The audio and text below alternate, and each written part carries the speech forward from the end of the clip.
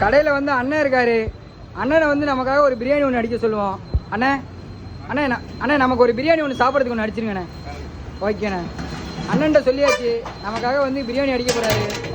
பாருங்கள், பிரியாணி பீஸெல்லாம் நல்லா பெரிய பெரிய பீஸாக வச்சுருக்காங்க. பாருங்கள், முட்டைலாம் நல்லா மலை மாதிரி ஒரு சைடு குமிச்சு வச்சுருக்காங்க. பாருங்கள், பீஸே நமக்கு நல்லா பெரிய பீஸாக அண்ணன் வைக்கிறாரு. பார்த்தீங்கனாலே தெரியும்.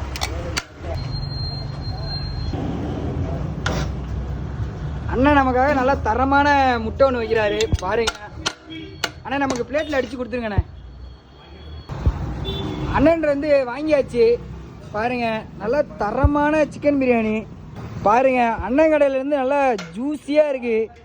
இந்த சிக்கன் பீஸெல்லாம் பார்த்தீங்கனாலே தெரியும், நல்லா பஞ்சு மாதிரி இருக்குது.